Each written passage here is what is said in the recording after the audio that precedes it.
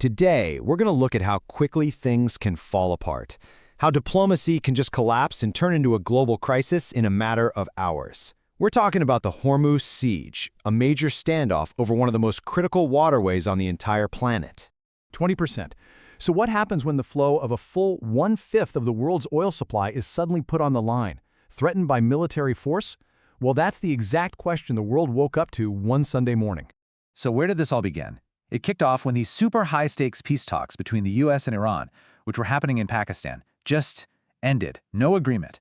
And within hours, what started as a diplomatic failure spiraled into a dramatic military and economic showdown. Now, the thing that's just wild here is the speed. I mean, all of this, the talks collapsing, the blockade order dropping, the defiant statements firing back, the military counterthreats, it all happened in a single day. It was a breathtakingly fast escalation from talking peace to standing right on the brink. Okay, so let's get into this blockade order. What did it actually say? Well, in a very 21st century twist, this wasn't announced through the usual old-school channels. Nope, it came out directly on social media. And the language? Well, there was no room for misinterpretation. President Trump announced that the U.S. Navy would, right away, begin, and you've got to notice the all caps here, blockading any and all ships trying to get in or out of the Strait of Hormuz. This wasn't a warning shot, this was the order to go. And that order came with a very stark warning attached. A direct threat that any hostile move from Iran would be met with overwhelming force, and again, emphasized with all caps just to make sure the point really landed.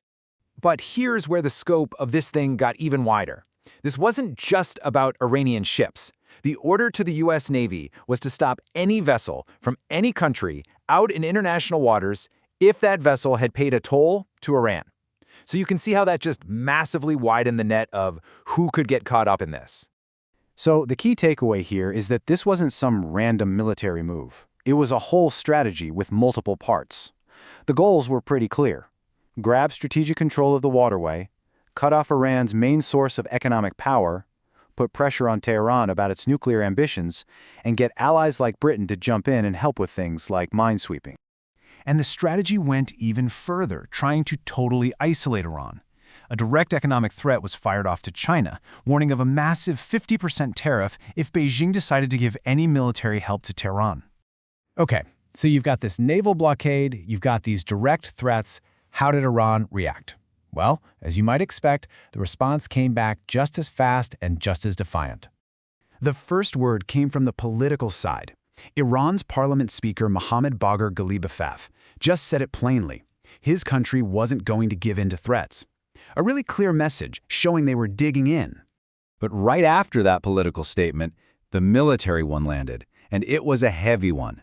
The powerful Revolutionary Guard's Navy put out its own threat, warning that any military ships trying to pass through would be, quote, dealt with severely.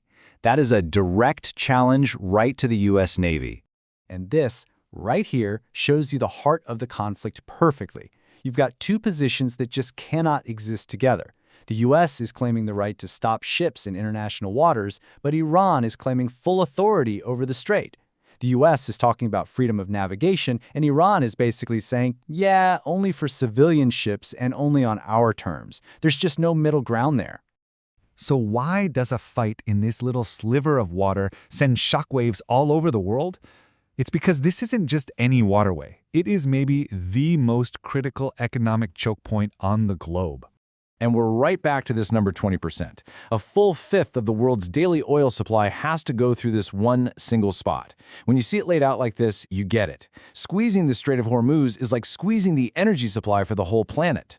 So to put it all together, the Strait of Hormuz isn't just a shipping lane. For Iran, it's their ultimate ace in the hole, their economic leverage.